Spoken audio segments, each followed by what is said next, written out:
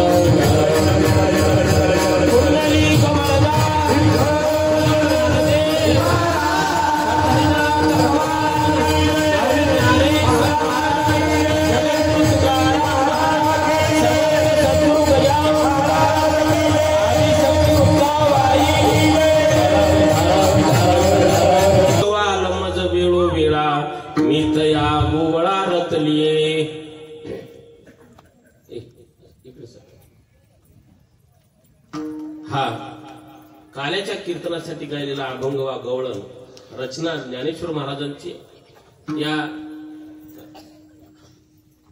गवळणीचा परिचय नाही असा वारकरी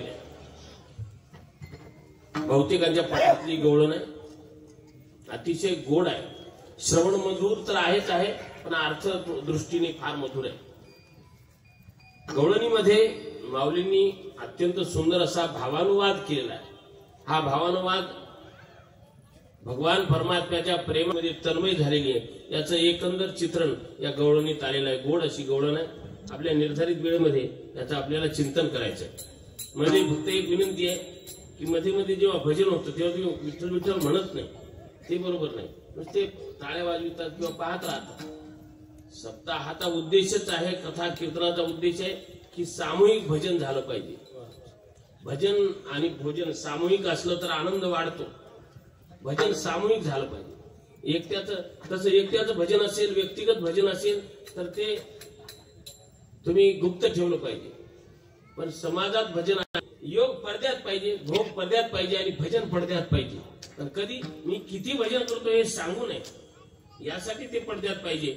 आणि बाहर क्या दिखलाता अंदर जपले राम कहा काज संसार से तुझे धनी से काम. कबीरांचं वचन आहे की बाहेर काय दाखवायचं, मी किती भजन करतो हे सांगायचं नाही. त्याचा काही फार उद्घोष करण्याची गरज नाही. पण व्यक्तिगत साधनेच्या बाबतीत ते म्हटलं जातं. पण समाजात आपण जेव्हा येतो तेव्हा हे भजन तर सब खुलके होण्याचे हे भजन के त्यात लाजायचं कारण नाही. म्हणून विठ्ठल विठ्ठल म्हणत जाय हे यासाठी म्हणालो की हा जो घोष आहे, हे जे भजन आहे इथे केलेलं भजन 1000 पटीने त्याचं फळ वाढतं. जेवढी माणसं असतील म्हणून आपल्याकडे सामूहिक पारायणाची पद्धत आहे. तुकडोजी महाराजांच्या तिकडे सामूहिक प्रार्थनेची पद्धत आहे. सामूहिकच का, एकट्याने का नाही करायचं. सम गच्छध्वम सम वदध्वम समनो मनाशी जायताम.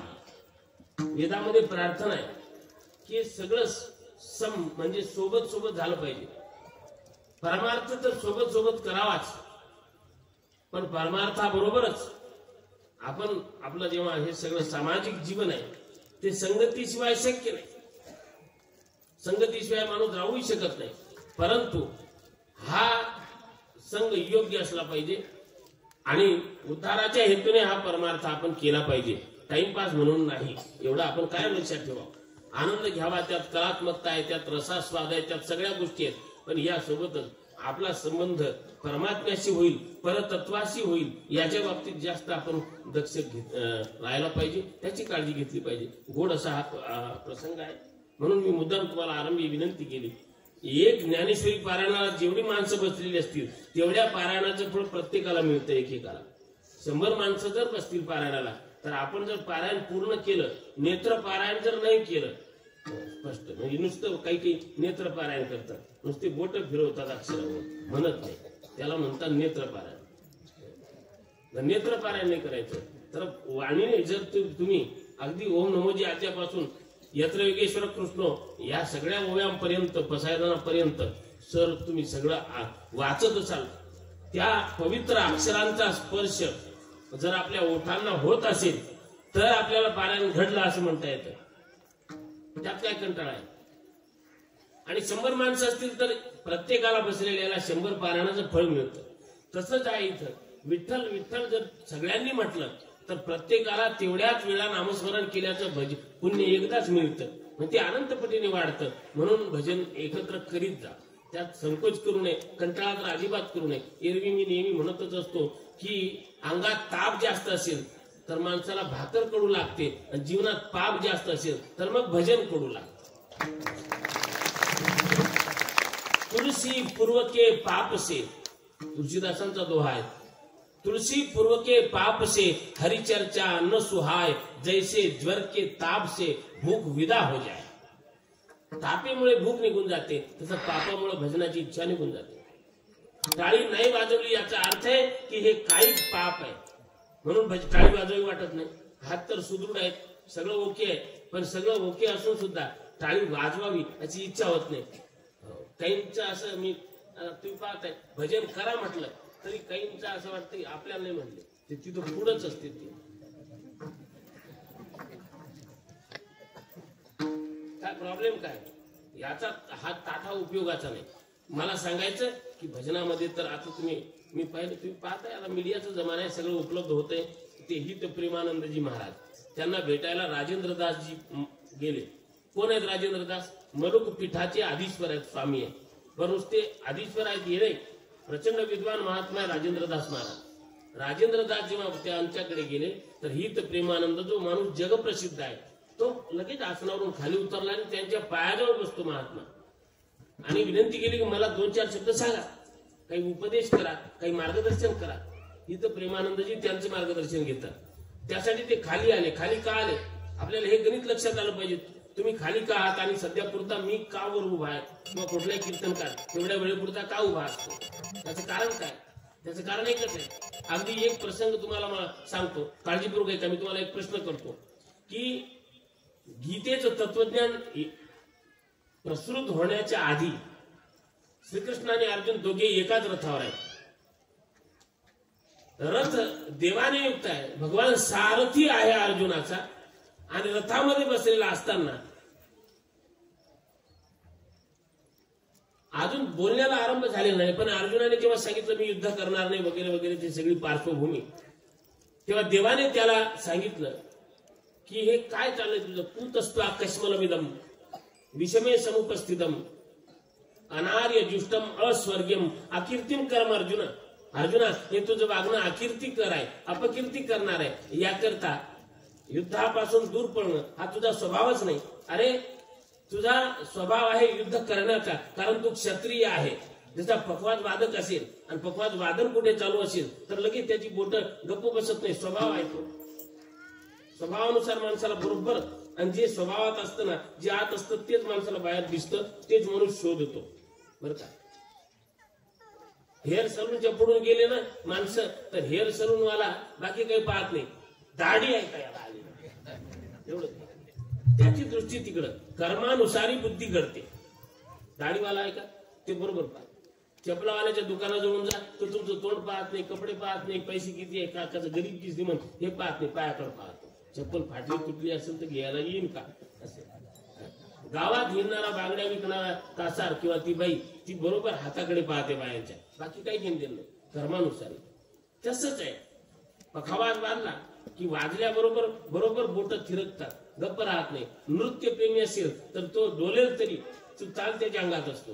गायक असेल तर कुठलं एखादं गाणं ऐकलं की लगेच तिथं असं चालू. हे स्वभावानुसार होणार. काही काही कीर्तनामध्ये ते त्रास देत होते, आता देत नाही, आता कमी झालं ते. काही सगळ्या कीर्तनामध्ये चाली शोधायच्या. इकडे कीर्तन चालू, कीर्तनकार मला तल्लीन होऊन बोलताय आणि तेच तिथं माईक चालू. अरा बाबा ते आधी शोधून घ्यायचं त्याने विषय बोलून. पण हे गप्प हा स्वभाव झालेला असतो. हे यासाठी मी सांगतो, या स्वभावानुसार भजनही आपलं स्वभावानुसार झालं पाहिजे. भजन आपला स्वभाव झाला पाहिजे. भजन स्वभाव जर झाला तर कोण आनंद आहे. म्हणून भजनाचा कंटाळा नाही, बाकी सगळं राहिलंच चालतंय. आता कीर्तनात किती तत्वज्ञान मी सांगतो हे सगळं लक्षात राहत नाही, पण भजनाचं तर लक्षात राहील ना की भजन करायला आपल्याला सांगितलंय, आग्रह केलेला आहे, सगळ्या संतांनी तेच केलेलं आहे. तर भजन म्हणजे सेवा, तीच एक उत्तम सेवा आहे. भजन करीत जा मध्ये मध्ये फक्त. जेव्हा जेव्हा म्हणतं ना तेव्हा विठ्ठल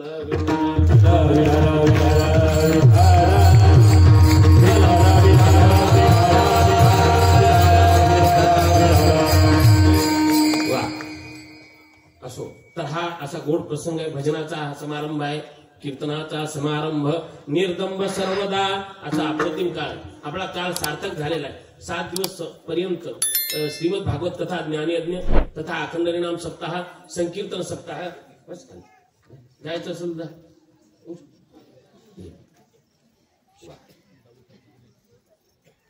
7 दिवस पर्यंत या ज्ञान गंगेमध्ये आपण अवगाहन केलेलं आहे. अतिशय गोड वातावरणामध्ये श्री क्षेत्र टाकरखेड या ठिकाणी वार्षिक आपला होणारा कार्यक्रम. 58 वर्षे या कार्यक्रमाला झाली, त्यातली 20-22 वर्षे मी स्वतः या कार्यक्रमाला उपस्थित राहिलेलो आहे. मध्ये काही काळ गॅप पडला, तो कोरोनामुळे पडला होता, पण नंतर हे अखंड सेवा आपली चालूच आहे. आणि काय ना तुमच्याविषयीच काय तुम्हाला सांगायचं, वारंवार गाव कसं आहे प्रत्येक गावकऱ्याला माहिती आहे, पण वक्त्याचं ते काम आहे आणि वस्तुस्थिती आहे. अतिरिक्त काही नाही, अतिशयोक्ती नाही की टाकरखेड खरोखर भाग्याचं गाव, भाग्यवान आहे. कारण वर्षानुवर्ष आपला कार्यक्रम चालू आहे आणि हळूहळू याचं स्वरूप बदलत गेलं, कार्यक्रम मोठा होत गेला. मंदिरात बोलू नका, मंदिरामध्ये बसलेली मंडळी विनंती कर. आता हे काल्याचं कीर्तन म्हटल्यानंतर असंच असतं, त्याला इलाज नाही आणि आम्हालाही माहित आहे. पण तरी जर तेवढा शांतता बाळगता आली तर आनंद घेता येईल. वेळ थोडा 1 तासाचा वेळ आहे, त्यातली 5-10 मिनिटं गेलेली आहे. तर असा गोड कार्यक्रम 58 वर्षापासून एखादा कार्यक्रम चालत राहणं ही मोठी भाग्याची गोष्ट असते. लोक 3-3 वर्षे कार्यक्रम चालतात, बंद पडतात. ते म्हणतात झालं आता 3 वर्षे. आता मला माणसं म्हणतात भागवतला आता 3 वर्षे असतं नाही का, भागवत 3 वर्षे असतं का, पण 3च वर्षे भागवत लावावं असं भागवतातही लिहिलेलं नाही. ते अखंड चालू द्या, त्याला काय बिघडतं. वक्ता बदलेल, विषय काय, परमात्म्याची कथा संपणार आहे काय. एक गोष्ट तुम्हाला सांगतो की काळ बर का, काळ प्रत्येक वस्तूमधला रस खेचून घेतो. काळ कोणती गोष्ट नवी ठेवत नाही, प्रत्येक गोष्ट जुनी होते. एका रात्रीत लोक स्टार होतात आणि दुसऱ्याच रात्रीत त्यांना लोक विसरून जातात. रानू मंडल नावाची गायिका प्रसिद्ध झाली आणि लगेच 2-4 महिन्यात ती गेली, पण आठवण पण नाही कोणाला. सैराट सिनेमा खूप गाजला, आता त्याला कोणी आठवण करीत नाही. एखादा माणूस खूप गाजतो, लोक त्याला विसरूनच जातात. कोणी का असेना, कोणी असू द्या, काळ त्यातला रस काढून घेतो, खेचून घेतो आणि मग माणसाला त्या विषयात रस राहत नाही, इंटरेस्ट राहत नाही. एकच विषय आहे ज्यातला रस संपणार नाही, काळ त्यातला रस खेचू शकत नाही, तो विषय आहे हरिकथा. हरिकथेतला रस कधीच संपणार नाही, कधीच संपणार नाही. त्याचं वर्णन करताना फार गोड म्हटलेलं आहे. रसना येरा रसाविते घेता घोटे अधिक हे. रसना इतर रसांना विटतेही, त्यातला रस संपतो, पण हरिकथेतला रस कधी संपणार नाही. माऊली जगद्गुरु तुकोबा यांचं वचन आहे की अवीट हे क्षीर हरिकथा अवीट हे क्षीर हरिकथा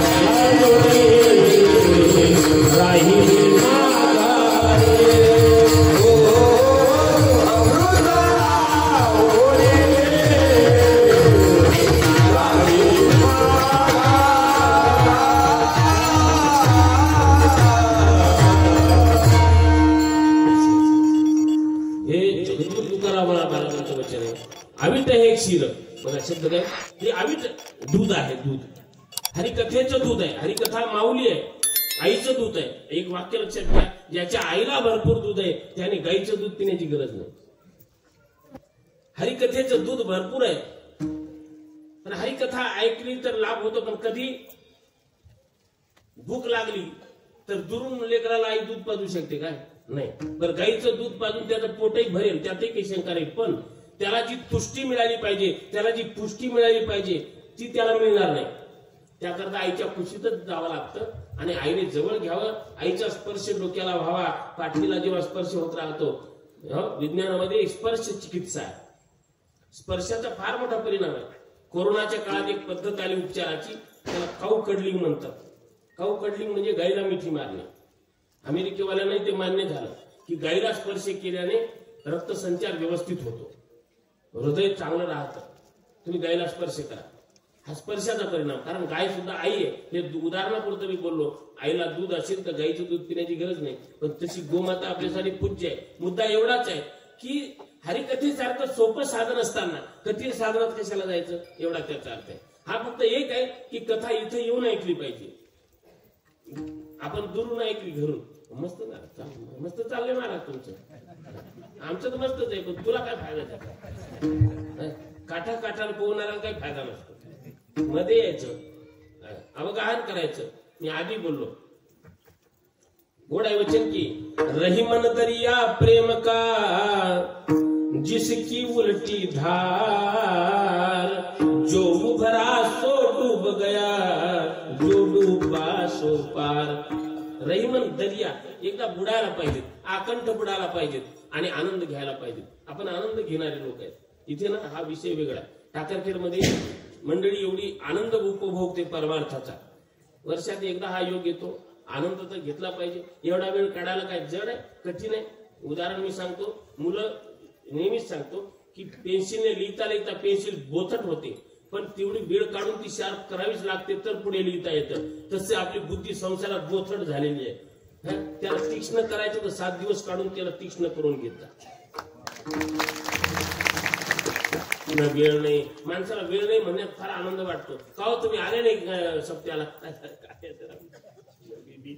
काय करावं, ये मला तर असं म्हणू शकतो का आपण? नाही याव साहेब, मी बिझी आहे, उद्या नाही.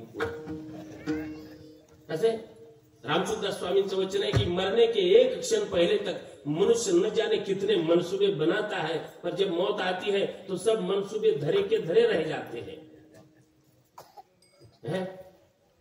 कि शेठ जी को फिक्र थी एक एक के 10 कीजिए, मौत आ पहुंची हजरत जान वापस कीजिए. वेळ झालेला आहे, टाइम संपतो. अरे काय कधी येऊ शकतं, तर भजन तर कमी करू नये. मिळेल तेव्हा वेळ भजन करीत राहा. आनंद घेतात तुम्ही लोक, मला हे आवडतं म्हणूनच इथे वारंवार आपल्याला येण्याचा योग येतो. तसाही मी काही दूरचा नाहीये, पण फक्त राहतो दूर आता, पण जवळच आहे. अंतर महत्वाचं नाही. तुम्ही बोलावलं तर कधी हजरच आहे मी. त्याचं कारण एकच आहे. मोरारी बापूंच्या कथेत एक वाक्य ऐकलं, मला आवडलं, ते मी कायम बोलतो की वो आसमान में भी बुलाए तो चले जाना. बरं का गुरुजी, वो आसमान में भी बुलाए तो चले जाना, क्योंकि मोहब्बत करने वाले फासला नहीं देखा करते. अंतर नाही पाहिलं, प्रेमात अंतर नाही. असं म्हणतात की आकाशात चंद्र राहतो, चकोर इथे खाली राहतो, पण अंतर असलं तरी आकाशात चंद्र उगवला तर इथे चकोर आनंदित होतो. अंतर किती मोठं आहे, पण अंतःकरणाने जवळ असल्यामुळं अंतर महत्वाचं राहत नाही. गोड असं वचन आहे. संत कबीर म्हणतायत की जलमे बसे कुमुदिनी, कमळाचं उदाहरण आहे. जलमे बसे कुमुदिनी, चंदा बसे आकाश, जिस पर जिसका प्रेम है वो उसी के पास. ज्याचं ज्याच्यावर प्रेम तो त्याच्या जवळच आहे. यासाठी या प्रेमास्तव सगळे महाराष्ट्रातील गुणीजन मंडळी इकडे आवर्जून भेट देतात. जेवढं जास्त होईल तेवढा. आता काल एवढा आनंद घेतला, ते खरं बोलले की एवढा वेळ जर कुठं पखावज वाजवायचा, सेवा करायची, तर नक्की 10-15 हजार रुपये द्यावेच लागले असते. आणि एवढी माणसं इथे येतात, याला प्रेम म्हणतात. नाहीतर बऱ्याच हे ते कमर्शियलच असतात ही माणसं, यात काही शंका नाही. कमर्शियल असणं काही वाईटही नाही, तेवढा कलेचा सन्मान केलाच पाहिजे. पूर्वी राजाच्या दरबारी राजगायकांना फार द्रव्य द्यायचे. आता आपली कला लोकच देतात, त्यावर ते सगळं चालतं आणि काय हरकत नसते. नको तिथं माणसं पैसे उडवतात, पण योग्य ठिकाणी द्यायला मग तिथं एवढे काही बिघडत नाही. खरं आहे ते. पण सगळी भरतांना उद्धव बापू शिंदे आणि रवी महाराज पवार ही सगळी माणसं गोड आहेत, तोला मुलाची माणसं आहेत आणि तरी प्रेमास्तव ते येतात.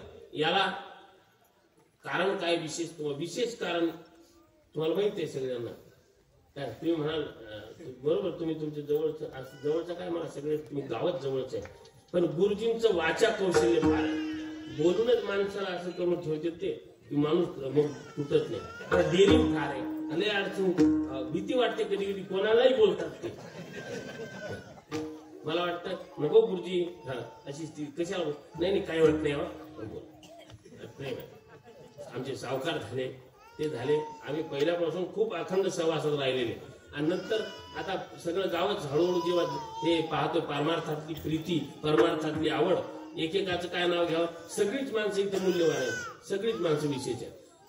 आणि एवढा गोड कार्यक्रमाचं आयोजन हे वर्षानुवर्षे आपलं चाललेलं आहे. ही कृपा आहे गजानन महाराजांची, ही कृपा आहे बजरंग बलीची. एवढ्या सुंदर आणि सगळं वातावरणही आहे, गोड वातावरणामध्ये हे सगळं चाललेलं आणि यामध्ये आपण हा आनंद घेतो आहोत.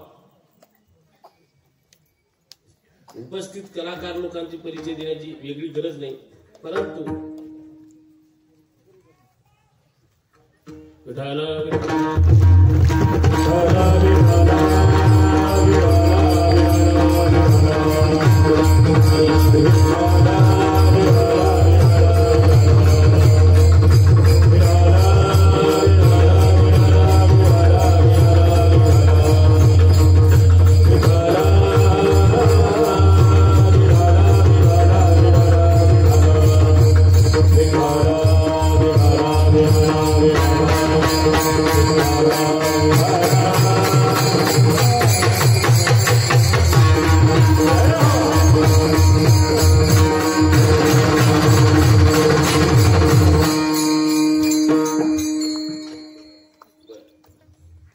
दत्त चैतन्य स्वामी महाराज यांचं आगमन या कार्यक्रमामध्ये झालेलं आहे.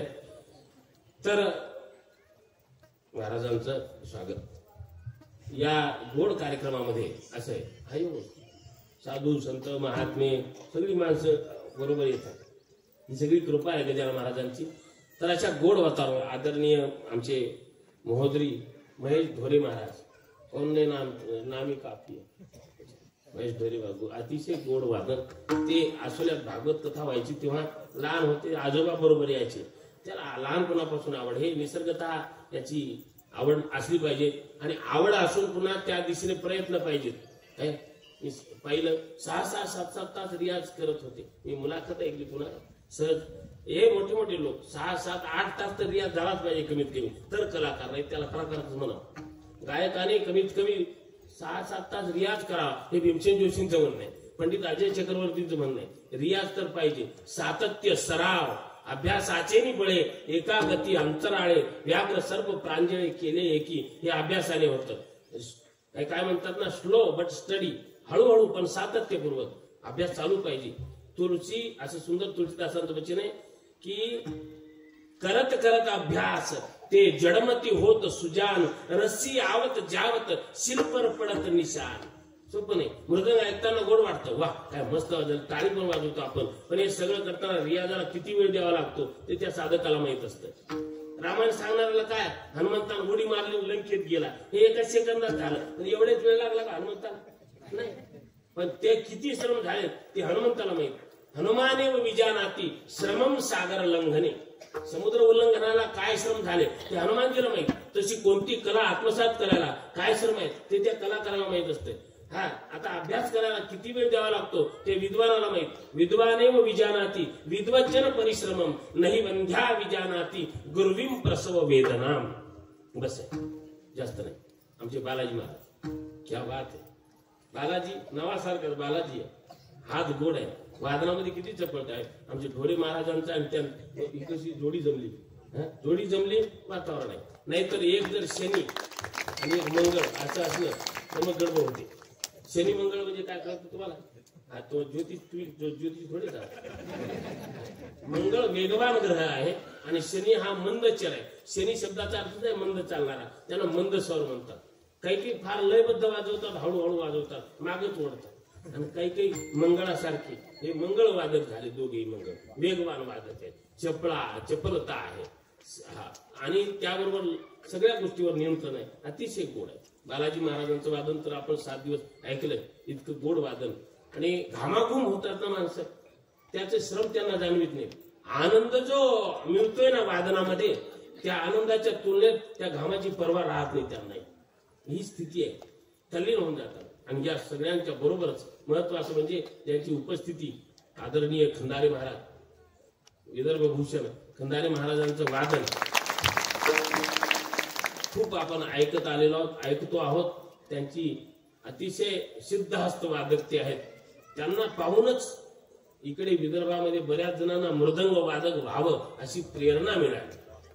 ही वस्तुस्थिती आहे. त्यांना माहिती मी अतिरिक्त स्तुती करत नाही, पण ती त्या योग्यतेची माणसं आहेत. आणि त्यांना आवडत नाही की त्यांची कोणी प्रशंसा केली की त्यांना वाटतं कशाला. पण ती खरंय, योग्य माणसाचं वर्णन तर झालंच पाहिजे की नाही. अतिशय गोड माणसं. तिकडे आदरणीय केदार महाराज जाधव, क्या बात है, गोड आवाज आहे. संजीव महाराज, जोडी उत्तम जमली. ही जोडी उत्तम जमली. बाकी मागचे टाळकरी तर काही विशेष नाही. माझे गायक, माझे राजदरबारी गायक आहेत माझे काही, ती याच्यामध्ये नाही काही नाही. अतिशय काय म्हणा, कोणी नसताना त्यांनी मला साथ दिली. ते निष्ठा तर आहेत. माणसे गोड आहेत. इकडे नागेश महाराजांचे वडील आहेत, त्यांच्या संस्थेतले विद्यार्थी पोर आहेत. हे सगळी माणसं आहेत. वेळ कमी आहे, फक्त आता त्या निर्धारित वेळेत मी थांबणार. काय बोलायला खूप आहे. अभंग इतका गोड आहे.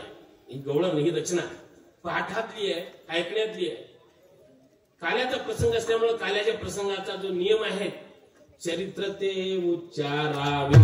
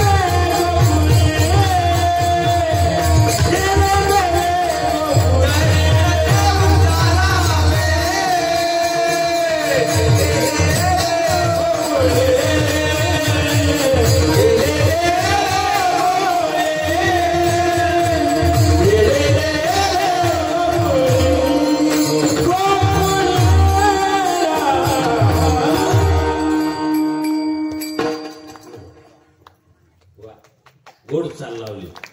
चरित्र उच्चारावे, केले देवे गोकुळी, याद करेगी दुनिया. अरे काय, आता बऱ्याच वेळेला मी अनेक कीर्तनकाराचे ऐकतो, सिनेमाच्या चाली गाऊ नका.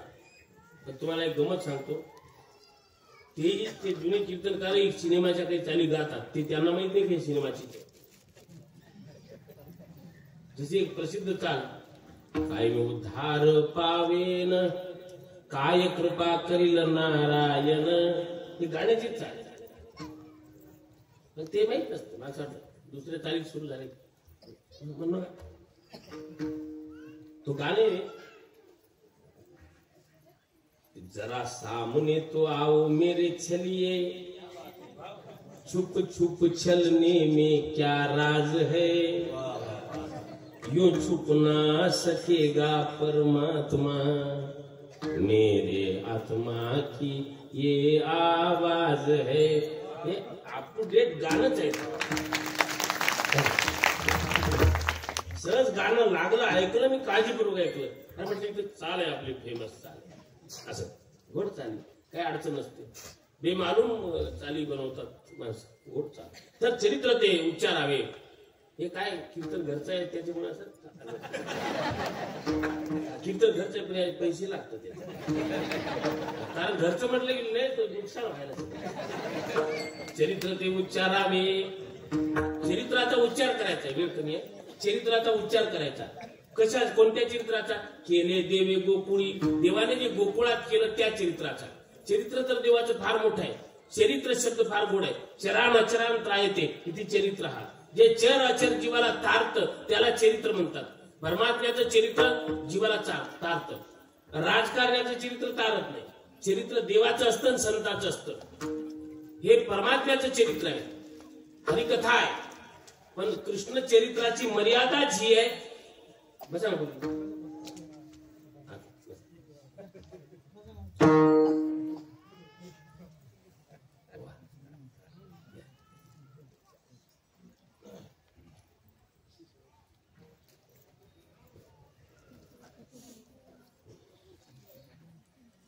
वा,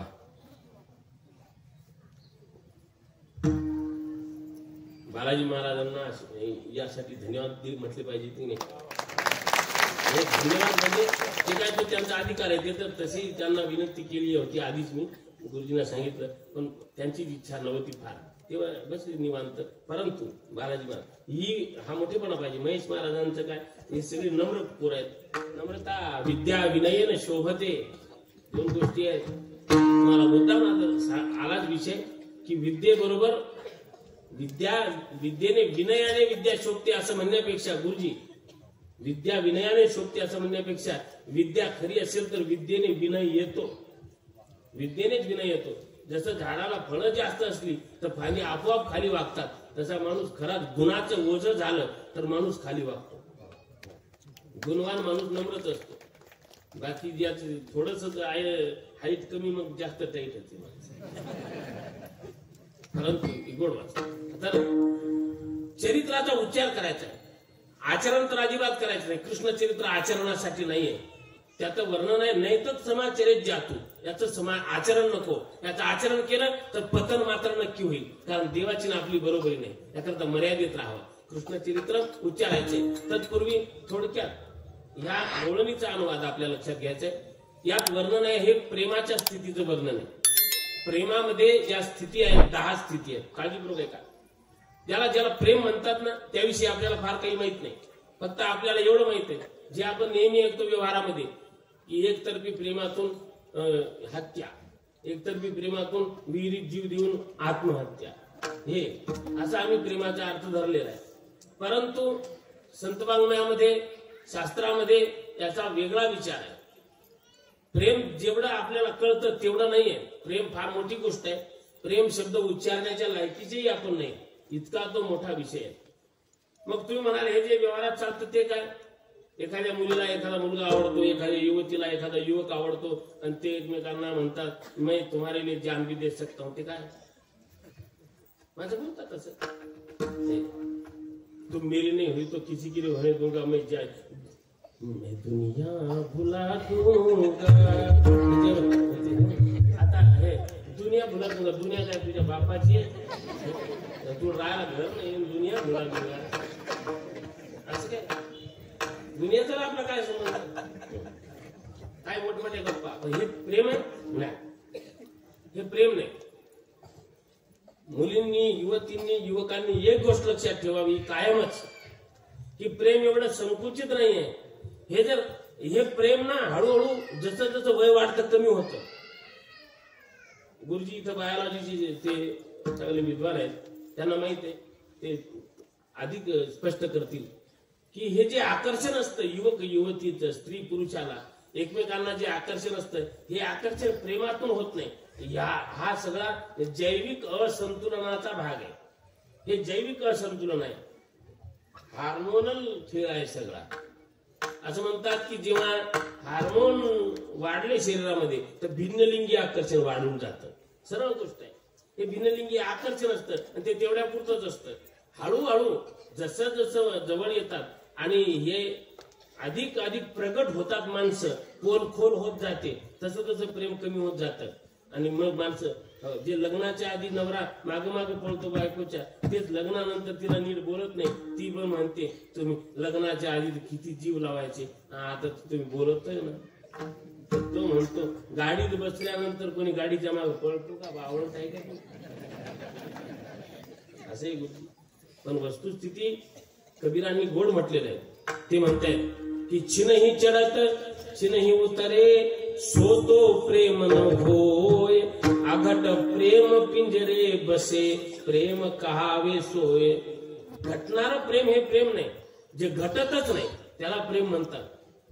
व्यवहारातलं प्रेम हे कमी जास्त होतं, याला काम म्हणतात, याला प्रेम म्हणत नाही. जे कमी जास्त होतं ते काम आहे. प्रेम कधीही कमी होत नाही, ते वाढत जातं. वचन आहे नेघे उतार चढते, अंगी प्रेमाचे भरते, अंगी प्रेमाचे भरते, अंगी प्रेमाचे भरते.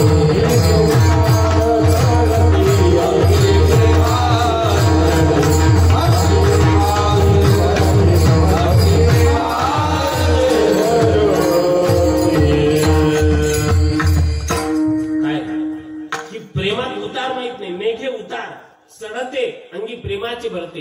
प्रेम चढत जात, वाढत जात. एक उर्दू कवी असं म्हणतो की इस जज्बे उल्फत का अदनाए फसाना है, सिमटे तो दिले आशिक और फैले तो जमाना है. हे काही तुम्हाला दुसरीकडे ऐकायला देतात नाही, तुम्हाला हे कळलं नाही, मला 100% माहिती. त्याला उर्दू आहे ना, पण त्याचा अर्थ फार गोड आहे. जज्बे उल्फत शब्द बदलले की काही शब्दच बदनाम झाले, त्यातला हा शब्द आहे.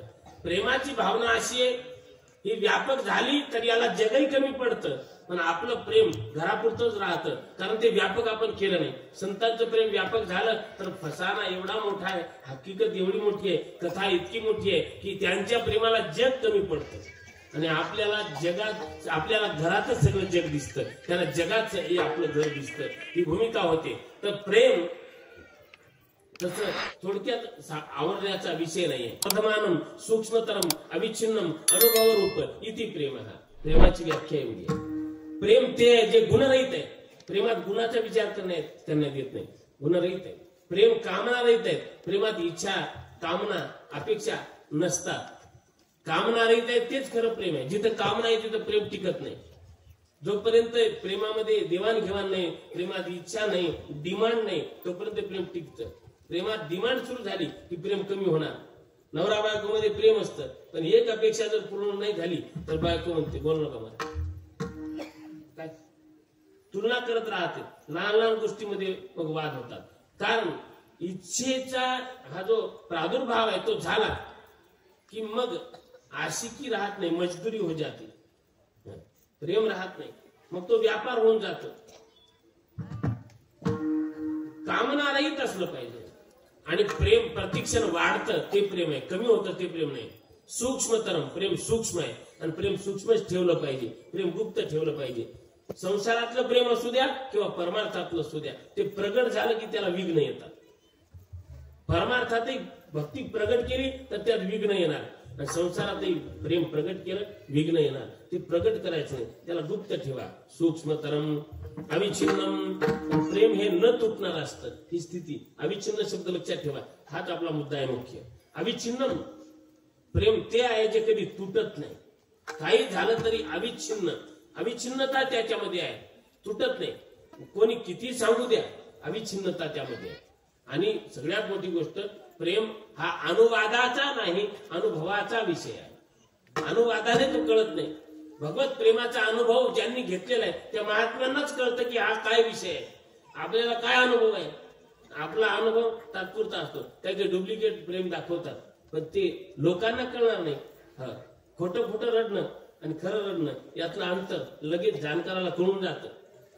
तुळशीदास स्वामींनी भगवान रामाच्या मुखामध्ये काही उद्गार टाकलेले आहेत. लक्ष्मणजी रामचंद्र प्रभूंना विचारतात की प्रभू तुमचा खरा भक्त कोण आहे. तेव्हा भगवान म्हणाले मम गुण गावत फुलक सरीरा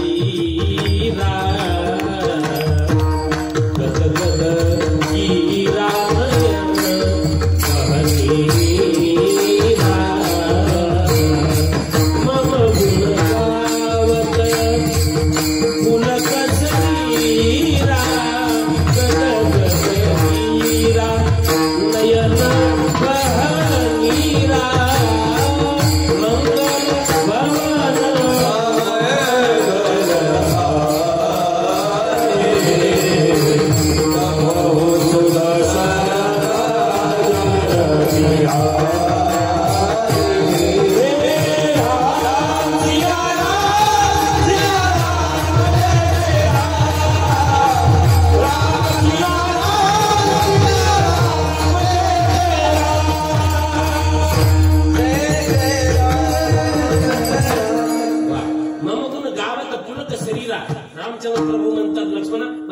खरा भक्त कोणता आहे की माझे गुण गाताना त्याचं शरीर पुलकित होतं, शरीर रोमांचित होतं आणि गदगद राजाची वाणी सद्गदित होते आणि डोळ्यातून अश्रू वाहतात, तो माझा खरा भक्त आहे. तर लक्ष्मणजीने विचारलं, देवा जर हे लक्षण असेल की शरीर पुलकित होणं, वाणी सद्गदित होणं, डोळ्यातून अश्रू येणं, तर हे तर एखादा अभिनेता पण करू शकतो. रामायणात ज्याने भरताचं पात्र केलेलं आहे ते रडलेलं आहे, अभिनय करता येतो. आता कित्येक वेळा कीर्तनामध्ये काही कीर्तन तुम्ही रडतात काही लोक, तसं रडू नये, झेंडू बाम डोळ्यात घालून घेतात. त्यांच्या खिशात झेंडूबामची बाटली असते, पांडुरंगा डोळ्यात खरं असू नये पण झेंडूबाम लागलेला आहे, पाणी तर येणार. मग फक्त अभिनय करायचं, आवाजात चढ उतार असे खरं. मग अंतरंग लक्षण वेगळं आहे. काम आदि मद दंभन जाके तात निरंतर बसमय ताके असे. तर हे अंतरंग प्रेम आहे. प्रेमामध्ये जे मुख्य प्रकार आहेत त्यामध्ये एक आहे सापेक्ष प्रेम आहे, दुसरं आहे महत्वाचं असं तादात्म्य प्रेम, आणि महत्वाचं आहे आपण जे अनुभवतो ते एकांगी प्रेम. एकांगी प्रेम जास्त. एकांगी प्रेम म्हणजे काय, ते एकाच बाजूने असतं, दुसऱ्याचा विचार नाही. जसं की बायको म्हणायला नवऱ्याला माझं तुमच्यावर प्रेम आहे, तर घराच्या बाहेर पडायचं नाही. हे एकांगी प्रेम आहे. नवऱ्याच्या सुखाचा त्यात कुठे विचार आहे. हे लहानसं लेकरू कुठं 5-6 महिन्याचं असेल त्याला पाहायला येतात काही लोक, त्यातला एखादा आहे त्या दाढी केलेली आहे, 3-4 दिवसाची दाढीची केस थोडी थोडी उगवलेली आहे, त्या लेकराला जवळ घेतो, त्याचा मुका घेतो, बापरे पिल्लो ते लेकरू रडतात, त्याला त्या मिशा टोचतात, त्या मिशा टोचतात, ते रडतं, याचं प्रेम होतं. अरे बापरे रडत ते म्हणतं भाऊ मला खाली ठेवतो, त्रास होतो तुला. त्याच्यासाठी मी सांगितलं तुम्हाला, यामध्ये या माणसाचं जरी प्रेम असलं तरी लेकराला त्रास होतो याचा विचार तो करत नाही. याला एकांगी प्रेम म्हणतात. एका बाजूचं, दुसऱ्याचा विचारच नसतो त्याच्यात.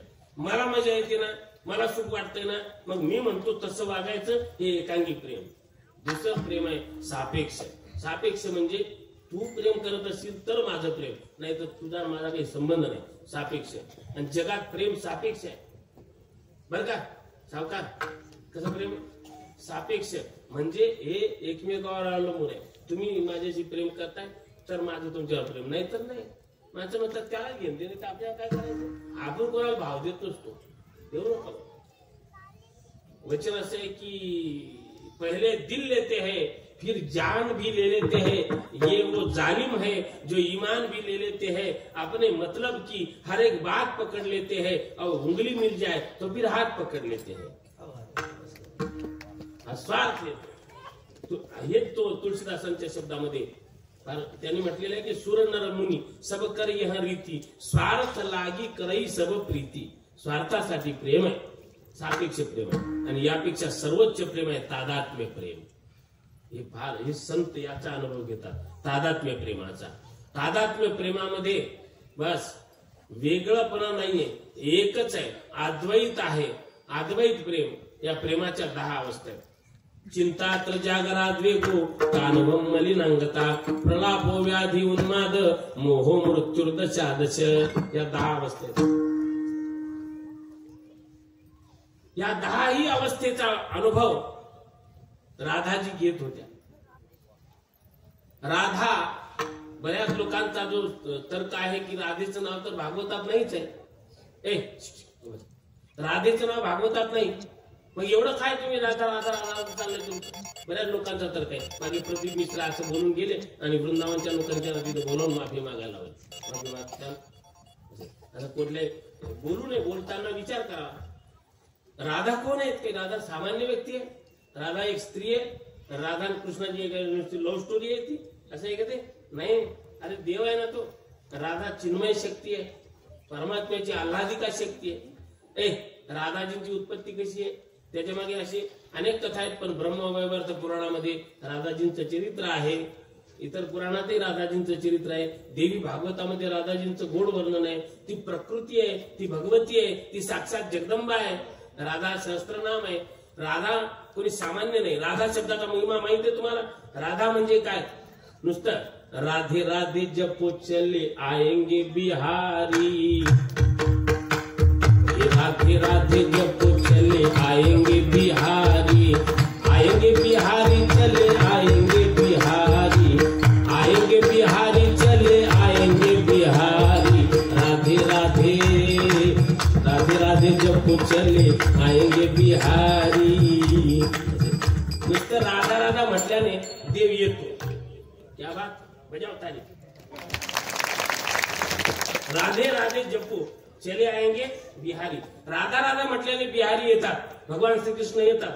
कशामुळे येतात? काय ताकद आहे राधा नामाची? काय ताकद आहे? त्याचं वर्णन करताना फार गोड आहे. पुराणामध्ये श्लोक आहे, ब्रह्मवैवर्त पुराण. शब्द आहे का गुरुजी? रा शब्दम कुर्वंती ददामि भक्तिमुत्तमा, धा शब्दम कुर्वंती यामी श्रवण लोभता. भगवान श्रीकृष्ण स्वतः म्हणतायत की जर कुणी रा शब्द म्हटला तर रा शब्द म्हटल्याबरोबर रा शब्द म्हणणाऱ्याच्या पाठीमागे जाऊन मी उभा राहतो. देवाला विचारलं, का देवा रा म्हणणाऱ्याच्या पाठीमागे तुम्ही का उभे राहता? तर भगवान म्हणतात की तो धा कधी म्हणेल हे ऐकण्यासाठी, पुढचा धा शब्द ऐकण्यासाठी मी रा म्हणणाऱ्याच्या पाठीमागे. इतका राधा नामाचा महिमा आहे, इतकी राधा प्रिय आहे. वृंदावनात तर राधाजींचा फार महिमा आहे, फार सुंदर वर्णन आहे.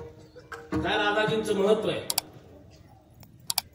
कवी म्हणतात कि बिना परिणय के ओ श्याम की दीवानी, कान्हा की पटरानी हो गई, कान्हा की पटरानी हो गई, राधा ऐसी भई श्याम की दीवानी, राधा ऐसी भई श्याम की दीवानी, कान्हा की पटरानी हो गई, कि ब्रिज की कहानी हो गई. हो, इतकं महत्व आहे. राधा न होती तो वृंदावन भी वृंदावन ना होता. कान्हा तो होते, बंसी भी होती, पर बंसी में प्राण न होता. प्रेम परिभाषा जानता न कोई, कन्हैया को जोगी मानता न कोई, बिना परिणय के वो श्याम की दीवानी, कान्हा की पटरानी हो गई. ही राधाजी आहे. ह्या राधाजी आहेत. ह्या राधाजींची कथा आहे की जेव्हा राधेचं आणि कृष्णाचं प्रेम जुळलं म्हणतात हे यासाठी की ती आधीच आहे. जुळण्याचा संबंध तिथं नाहीये, पण आधीचाच असलेला संबंध तो जेव्हा समाजाच्या दृष्टीत आला, समाज त्या गोष्टींकडे फार बारकाईने लक्ष ठेवतो. ज्याला काहीच काम नाही ते एवढंच काम. एखाद्या भक्ताच्या भक्तीवर आक्षेप घेणे, कोणी परमार्थाला लागला तर ते सांग आम्हाला काय सांग दाखव. लहानपणा ओळखतो त्याला मी, लय बदमाश होतो ती, सुधारलं नाही ती. हे जगाला दाखवण्यापुरती भक्ती आहे असं म्हणते. अशांना आक्षेप हाच आहे. राधाजींनाही हा प्रॉब्लेम येऊ लागला. राधाजींचं भगवान श्रीकृष्णावर प्रेम, श्रीकृष्णाचं राधेवर अनन्य प्रेम, दोघांच्या मध्ये अनन्य प्रीती. तेव्हा गावामध्ये शहाणे असतातच. हे पुरी गप्पा कशाला बोलतो? राधेला म्हणाले तू त्या कृष्णाला कशाला बोलते? कशाला? कृष्ण माहितीये कोण आहे? जरा विचार करावा माणसानं की तो कृष्ण कोण्या जातीचा? तो राजकन्या, वृषभानू नंदिनी म्हणतात. वृषभानू राधाजींच्या पिताजींचं नाव आहे. तू वृषभानूची कन्या, राजकन्या. ते गवळ्याचं पोर. जातीचा काही मेळ आहे? जात वेगळी पडते, कुळ वेगळं पडतंय, याचा काही विचार कर. पण ज्याला प्रेम आहे त्या माणसाला ही उन्माद अवस्था प्राप्त होते. या उन्माद अवस्थेमध्ये कोणाचं ऐकत नाही. व्यवहारात एखाद्याचं प्रेम असेल तर तो कोणाचं ऐकत नाही. परमार्थ करणारा कशाला कोणाचं ऐकतो? देवावर प्रेम असेल तर. राधाजी म्हणतात की मला बाकी काही सांगू नका. आता जातीचा आणि कुळाचा विचार माझ्यासाठी राहिलेला नाही. मी श्रीरंगाशिवाय, त्या श्रीकृष्णाशिवाय दुसरं काही जाणतच नाही. पहिल्या चरणात या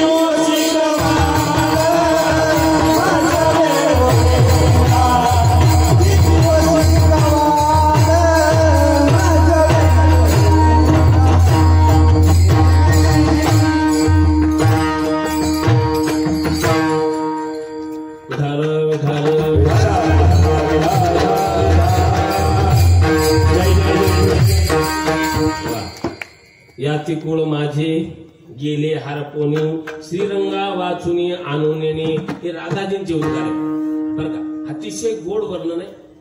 प्रेमाच्या ज्या 10 अवस्था आहेत त्याचा अनुभव राधाजींना आहे. चिंता हे पहिलं लक्षण आहे.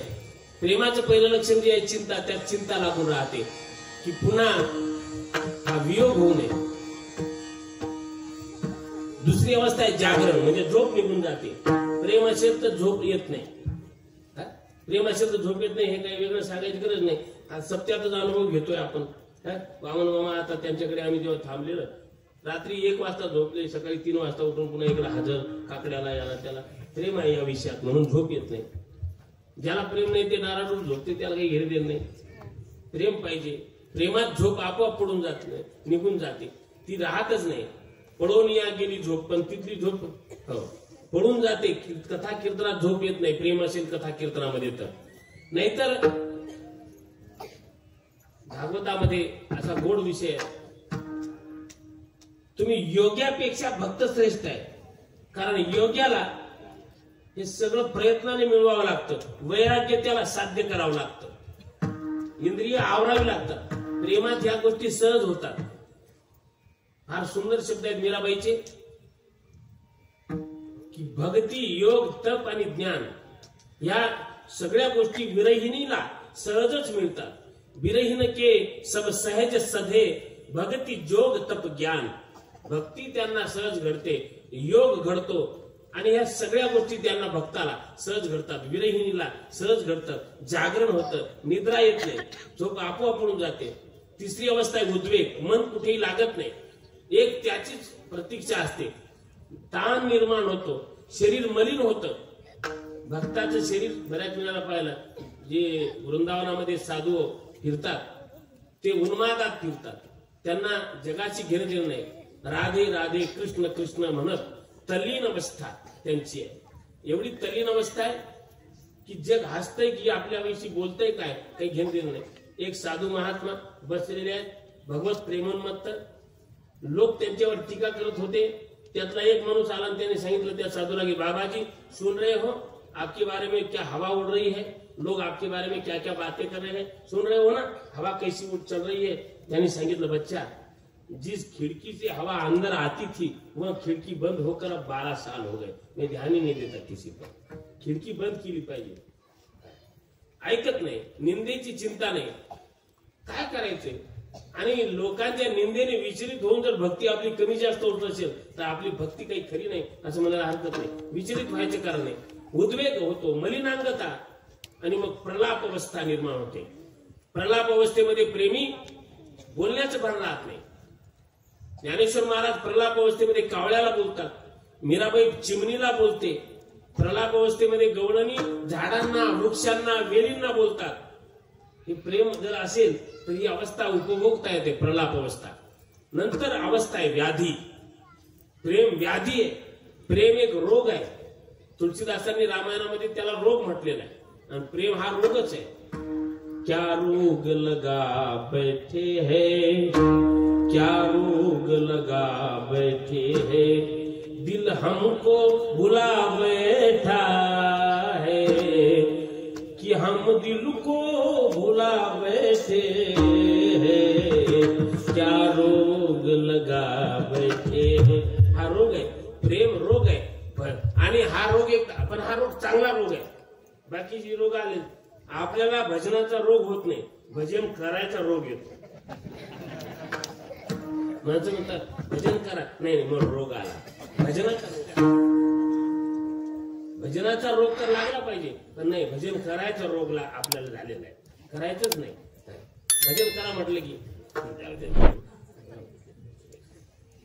व्याधी, हा रोग आहे, रोग उन्माद आहे.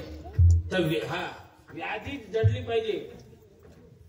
परंतु ही प्रेमाची, मीराबाईला प्रेमाची व्याधी जडली तेव्हा मीराबाईने सांगितलेलं की नाम जानू आरती वंदन, ना पूजा की रीति,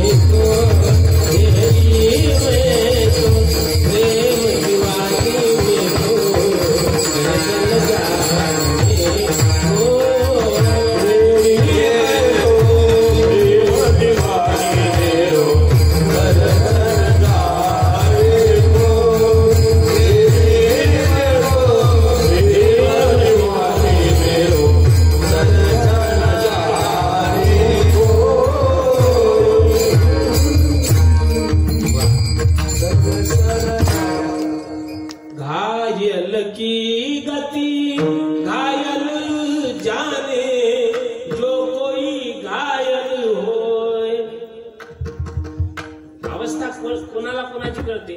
त्या अवस्थेतून गेलेल्याला त्याची अवस्था कळते, इतरांना कळत नाही. मैं प्रेम दिवानी मेरो दर्द न जाने कोय. माझं दुःख कुणाला कळत नाही. मीराबाईला विचारलं तुझं दुःख कमी कसं होईल?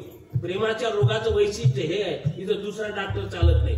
डॉक्टर हुशार पाहिजे हे खरंय, पण दुसरा डॉक्टर चालत नाही. व्यवहारातही डॉक्टर जर बरोबर नसेल तर रोगी मरण्याची शक्यता असते. काय गुरुजी नीम हकीम खतरे जाल, हाफ नॉलेज डेंजरस असं आहे ना. तसं अर्धवट ज्ञान असेल डॉक्टरकीच तर मरायचीच पाळी. पाळी म्हणजे मारावंच लागतं. पाळी कशा? मी पाहिलं, मी तिकडे इटलीला होतो ना बरेच वर्ष, तिथे एक डॉक्टर होते. त्यांच्याविषयी लोक बोलायचे, डॉक्टर इतके भारी आहेत की कसलाही ताप एका मिनिटाचा. आता एका मिनिटात ताप जात नाही. स्टेरॉइडचं इंजेक्शन दिलं तरी जात नाही एवढं लोक. आता पण ते मी त्यांच्याकडे गेलो, जरा नॉर्मल प्रॉब्लेम असल्यामुळे मी गेलो. तर माझ्या आधी तिथे एक पेशंट होता, त्याला हिव ताप आलेला. डॉक्टर मला एका मिनिटात जातो. म्हटलं जातच काय होते काय. मी पाहिलं, इंजेक्शन भरलं डॉक्टरने, तिकडे तोंड करा, तिकडे तोंड करायला लावलं. इंजेक्शन कसं दिलं? इंजेक्शन देण्याची पद्धत असते की नस वगैरे पाहावं नाही. आता हे असं इंजेक्शन दिल्या, असं इंजेक्शन दिल्यावर ते ताप राहील कशाला? मिनिटातच तो उठून बाहेरच पळाला. डॉक्टर म्हणजे या तुम्हाला तपासतो. म्हटलं मी बरा झालो, मला काही प्रॉब्लेम नाही. कशासाठी तुम्हाला सांगितलं? वैद्य चांगला पाहिजे, हे व्यवहारात चालेल, पण भक्ती परमार्थाच्या क्षेत्रामध्ये हा रोग असा आहे की ज्याच्यामुळे रोग होतो हा प्रेमाचा, भजनाचा, तो स्वतः आल्याशिवाय हा रोगच जात नाही. तोच डॉक्टर होऊन आला पाहिजे. मला हा प्रेमाचा रोग श्रीकृष्णामुळे लागलेला आहे. आता कृष्ण जेव्हा डॉक्टर होऊन येतील तेव्हाच माझा रोग जाईल. तसा हा रोगच जात नाही. तोच माझा वैद्य आहे. मीरा की प्रभू पीर मिटेगी जब वैद्य सावरिया होय. कृष्ण वैद्य असेल तरच हा रोग जाईल. व्याधी आहे, आणि या व्याधी अवस्थेनंतर पुढची अवस्था आहे उन्माद. उन्माद अवस्थेमध्ये प्रेमी कुणाचं ऐकत नाही, भक्त कुणाचं ऐकत नाही. तुकाराम महाराजांना लोकांनी प्रतिबंध केला नाही. पत्नीच म्हणते कशाला भजन करता, उठीते ते कुठीते टाळ, अवघा मांडीला गोंधळ बंद करा. आहे कोण? सगळे लोक येतात इथं बसतात, दिवसभर भजन भजन, विठ्ठल विठ्ठल विठ्ठल. कशा काही गरज नाही, बंद करा ते. पण मग तुकाराम महाराजांनी भजन सोडलं नाही, नाही सोडलं नाही, सुटलं नाही. सोडलं नाही म्हणल्यापेक्षा ते सुटत नाही. भक्त प्रल्हाद, बापाने एवढा विरोध केला, विष दिलं, डोंगराच्या कडेवरून लोटलं, समुद्रात फेकून दिलं. प्रल्हादा भजन करू नको, भजन सुटत नाही, व्यसन. तुकाराम महाराजांनी विचारलं, माझी मज झाली अनावर वाचा,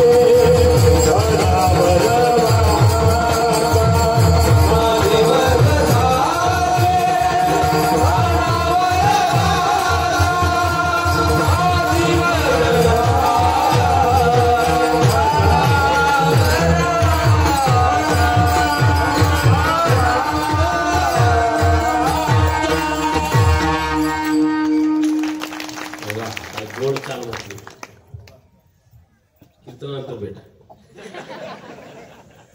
खरंच बेटा एक रुपया देईन. अप्रतिम वचन लक्षात घ्या.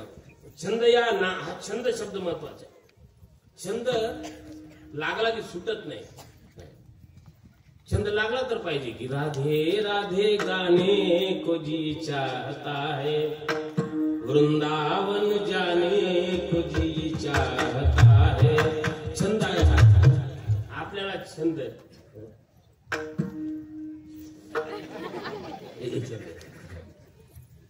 चुकीचे छंद लावून बसले. बहुता छंदाचे बहु असे जन. त्यांच्या बरोबर आपलं मन जाऊ नये. छंद भजनाचा लागावा. आणि राधाजींचा छंद हा आहे. तुकाराम महाराजांचा छंद हाच आहे. उन्माद अवस्था प्राप्त झाली. लोक काय बोलतात लक्ष द्यायचं नाही. राधाजींना असेच लोक बोलू लागले. काय राधा, काय त्या कृष्णाच्या नादाला लागते. कोण तो कृष्ण, गवळ्याच्या बरोबर. ही होती गोष्ट. दुर्दैव आहे. लोक जात तेव्हाही पाहत होते, आजही पाहतात. आपल्याला वाटतं सुधारली नाही अजून. सुधारण्याचं गणित काय. इंग्रज महाराज दृष्टांत सांगायचे. लोक म्हणाले, लोक फार पुढे गेले, सुधारले. कस काय. बुट घालून उभं राहून जेवण करतात. उभं राहून जेवण करतात तर बुट तसेच. खरे सुधारण्याचं हे लक्षणच नाही. सुधारण्याचं लक्षण याच्या पुढे आहे. जेव्हा एका बुटात वरण घेतील आणि दुसऱ्या बुटात भाजी घेतील आणि खातील, ते सुधारते. याला सुधारलं म्हणतात काय. काही बदल नाही. अरे पारमार्थिक क्षेत्रामध्ये नाही सुधारलं चालते. हे जे चाललंय लोक म्हणतात बिघडलं, तर असं बिघडणं चांगलं आहे. शब्द तर आहे ना. एक भजन ते म्हणायचे, आम्ही बिघडलो तुम्ही बी घडा ना. म्हणजे त्याचा अर्थ आहे आम्ही बी घडलो तुम्ही बी घडा ना, असा अर्थ आहे. बिघडलो असा नाहीच आहे. तर घडण्यासाठी प्रयत्न करावा. व्याधी लागावी ही, हा उन्माद तयार व्हावा की क्या है, छोड़ो यार दुनियादारी सब छोड़ दो, अब भजन करो सिर्फ. तर हे राधाजी करत होत्या. राधाजींना लोक म्हणाले की कृष्ण आणि तुझी जात एक नाही, जातीचा विचार कर. पण राधाजी म्हणतात, याती कुळ माझी गेले हरपोनी. फार सुंदर शब्द आहे. जातही हरपली आणि कुळही हरपलं. परमार्थात जाती कुळाचा विचार नाही मारा. परमार्थात जात पाहू नये. परमार्थात येऊन ज्याला जातच दिसते, ज्याच्या मनातून जात जात नाही, तो नीच माणूस आहे. परमार्थात काय जात पाहिजे, तो कोण्या जातीचा. कीर्तनात आमचे नाना म्हणायचे, वेरूळकर नाना, कीर्तनामध्ये लोक येतात ना, त्याच्यातही 4 प्रकारचे वर्ग असतात. वैदिका वर्णमिच्छन्ति, अर्थमिच्छन्ति पंडिताः, गायका स्वरमिच्छन्ति, टाळ घोषितरे जनः. कीर्तनात जर कोणी वैदिक असेल तर तो कीर्तनकाराच्या जातीचा विचार करत नाही. एखादा ब्राह्मण असेल वैदिक असेल तर तो म्हणतो, बुवा बोलतो मस्त, चांगलं कीर्तन करू लागला, पण हा कोण्या जातीचा असेल, हा त्याच्या डोक्यात विचार आहे. पंडित लोक असतील कीर्तनामध्ये बसलेले तर ते म्हणतात जातीचं जाऊ द्या, पण अर्थाला अभंगाला धरून बोलतायत की नाही असा विचार ते करते. जे गायक असतात कीर्तनामध्ये उभे राहिलेलेही आणि बसलेल्यामध्ये जे गाण्याचे रसिक आहे ते गाण्याकडे लक्ष. बुवा मस्त कीर्तन चांगलं चाललंय, पण गाणं कसं गातात. शिवरंजनीतून भूकमध्ये जातात की काय, कलावतीतून पुन्हा जनसमोहिनीमध्ये जात, काय करते काय, असं तो त्याला वाटत आहे. आपापली पद्धत. पण बहुतेकाच्या डोक्यात जातीचं गणित हे तर येऊ नये. हे फार मोठं दुर्दैव आहे महाराष्ट्राचं. महाराष्ट्राचं याला महाराष्ट्र म्हणतात, दक्षिणापथ म्हणतात. तिथं जातीचा विचार नाही. जाती पाती पूछे नाही कोई, हरि को भजे सो हरि का होई. हे लाकूड अमुक लाकूड बरं का सावकार, हे अमुक लाकूड लिंबाचं आहे, हे खैराचं आहे, हे चंदनाचं आहे, हे अशोकाचं आहे, हे कडुलिंबाचं आहे. हे लाकडाच्या जाती कुठपर्यंत, जोपर्यंत त्याची राख होत नाही तोपर्यंत. एकदा ही राख झाली मग ती निवडता येते का. ही खैराची राख आहे, ही लिंबाची राख, असं नाहीये. तसं ही अमुक नदी गंगा आहे, ही यमुना आहे, ही सरस्वती आहे, ही तुंगभद्रा, ही कावेरी, ती शरयू, ती गोमती, ती क्षिप्रा, ही वेत्रवती. हे कुठपर्यंत, जोपर्यंत त्या नद्या समुद्रात मिळत नाही तोपर्यंत. नदी समुद्रात गेली मग तिला नाव राहत नाही. तसं हा बंजारा समाजाचा आहे, हा मराठा आहे, हा मातंग आहे, हा कोळी आहे, हा भिल्ला आहे, हा मुसलमान. हे कुठपर्यंत, जोपर्यंत तो परमार्थात देवाशी एक होत नाही तोपर्यंत. बस ज्ञानोबारायांचे शब्द आहेत, का खैर चंदन काष्टे, हे विवंचना तवची घटे, जव न घापती एकवटे, अग्नी माझी. अग्नी माझी, अग्नीत जात नाही तोपर्यंत नंतर कसली आली जात. तसं परमार्थामध्ये रविदास महाराजांचं वचन आहे की जाति भी ओछी कर्म भी ओछा ओछा कि सब हमारा नीचे से प्रभु ऊंचा कियो कहे रैदास चमारा। काय राधाजी म्हणतात आता जात आणि कुळ याचा विचार नाहीये, मी हे सगळं हरपलेलं आहे, मी फक्त एक जाणते श्रीरंग। श्रीरंग शब्द मोठा गोड आहे, श्रीरंगा वाचुनी आणूनी। श्रीरंग म्हणजे भगवान परमात्मा रंगनाथ प्रभू, मी त्याच्या व्यतिरिक्त आणून नेणे यालाच अनन्यता म्हणतात। अनन्यता म्हणजे देवाशिवाय दुसरं काही न जाणणं, ही अनन्यता माझ्या ठिकाणी आलेली आहे, मी दुसरं जाणत नाही। आता तुम्ही मला किती शहाणपणा शिकवला तरी आता उपयोग नाही, कारण ते आणि मी आता वेगळे राहिलेले नाही, रचलिये मी एक झाली त्यांच्या बरोबर दुसऱ्या चरणामध्ये। किती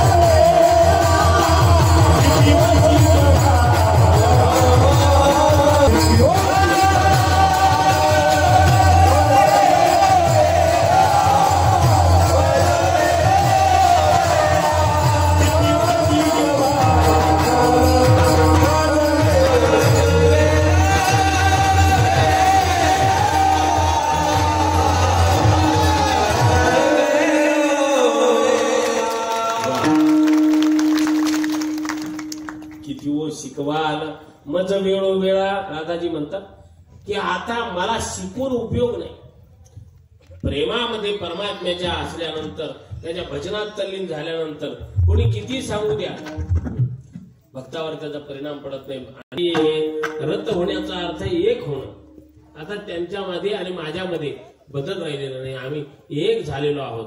विठोबा रखुमाई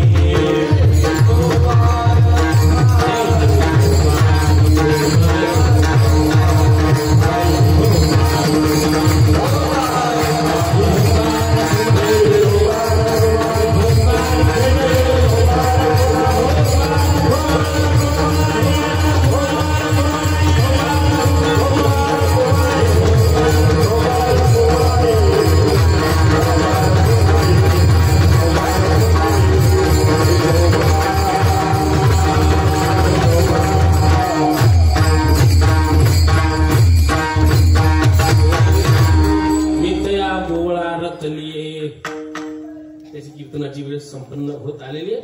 5-10 मिनिटात थांबायचे. अभंग अतिशय रचना ही जी आहे अतिशय महत्वाची. चिंतन किती करावं यामध्ये परकीया वल्लभा या भूमिकेचं वर्णन आहे. देवाचे हे वल्लभा 2 प्रकारचे असते, एक स्वकीय एक परकीय. म्हणजे रुक्मिणी वगैरे ह्या देवाच्या स्वकीय वल्लभा आहेत आणि राधा ही परकीय वल्लभा आहे. स्वकीय वल्लभेपेक्षा परकीय वल्लभा ही अधिक या ठिकाणी प्रसिद्ध आहे. आपण पाहतो रुक्मिणी माता स्वकीय वल्लभा बऱ्याच वेळेला याचा वेगळ्या दृष्टीने म्हणजे हरिभक्ती रसामृत सिंधू मध्ये याचा फार मोठा विचार आहे. स्वकीय वल्लभा पत्नीला म्हणतात स्वकीय वल्लभा थोडक्यात सांगायचं म्हणजे. आणि परकीय वल्लभा ही प्रेयसी असते. पण हे देवासाठी ठीक आहे, आपल्यासाठी नियम नाही लागू पडत, नाही तर मारायची पाहिजे. स्वकीय वल्लभा आणि परकीय वल्लभा मग हे देवाच्या नायिका आहेत. या स्वकीय वल्लभा असलेली नायिका आहे आणि परकीय वल्लभा राधाजी आहे.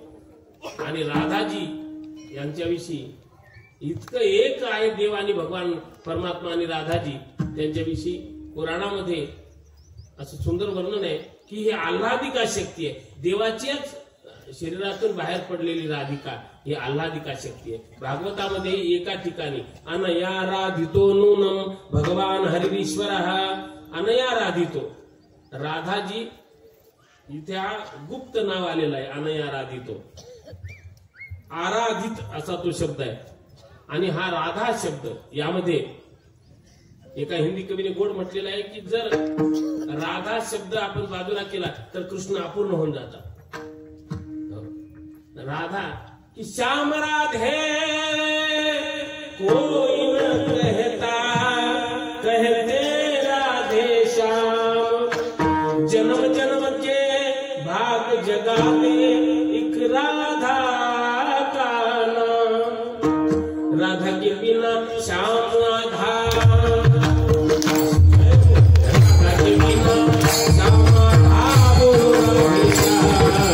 राधा के बिना श्याम राधा बोलो राधे श्याम जन्म जन्म के भाग जगाते राधा का नाम जन्म जन्म के भाग जगाते राधा का नाम बोलो राधे बोलो राधे बोलो राधे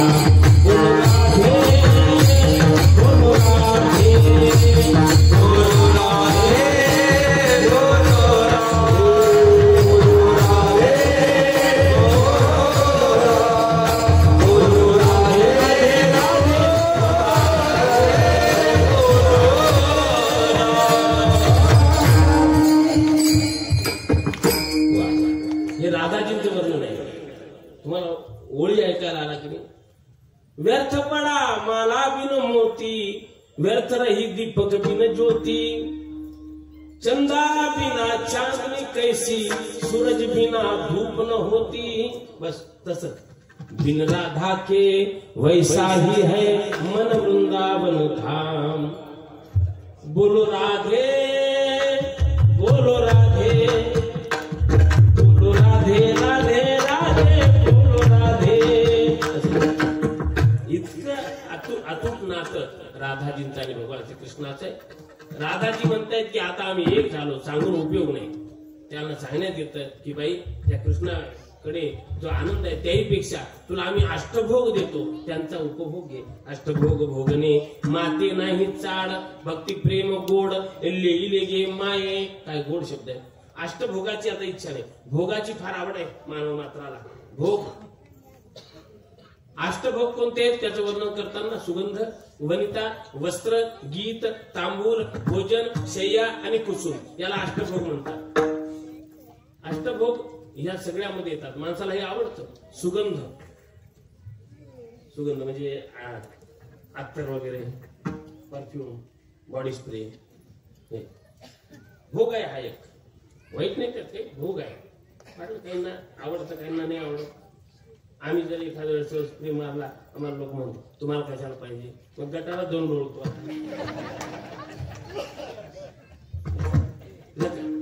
लावून त्याच्या आज काही प्रॉब्लेम नाही. त्यानं काय होते, सुगंध भोग आहे तो एक. वनिता स्त्री काही भोग आहे. वस्त्र, चांगले कपडे हा भोग आहे. चांगल्या कपड्याची आवड असलीच पाहिजे. कारण एक अनुभव तर पाहिलेला आहे. तुम्ही मला मागं पाहिलेलं ते तुम्हाला ज्यांना माहित आहे त्यांना माहित आहे. आधीचा मी आणि आता माणसावरती एकच काय बदल. अरे बाबा गरज आहे काळून आजकाल आली की बदललं पाहिजे. नसेल तर कारण काय आहे ना, त्या वाघरोळला आम्ही कीर्तनाला गेलो. संस्थेतून नुकताच जेव्हा आलो होतो तेव्हा मी कीर्तनाला गेलो तर कपडे काय एकच ड्रेस होता माझा, अंतर्बाह्य एकच आवरण. मग त्यामुळं कीर्तनाला गेलो तर तिथले जे आयोजक होते, माझी तारीख ते एका साहेबांनी, मी जे साधक होते चांगले, त्यांनी दिली होती की विठोबा महाराज, ती मला विठोबा म्हणत असत, विठोबा महाराज कीर्तनाला येतील, त्यांची एक तारीख घ्या. त्यांनी तर नावही टाकलं. मी जेव्हा कीर्तनाला गेलो, लहानसा जरा वय तेव्हा कमी, आणि ती एकच शबनम बॅग आपली, ती शबनम म्हणतात तिला, तर ते चेन नाही काही नाही, बस ती एक. कीर्तनाला गेलो तर मी तिथे गेल्यानंतर जे हरी नाही, रामराम नाही, कोणी नाही, कोणी महत्व देईना.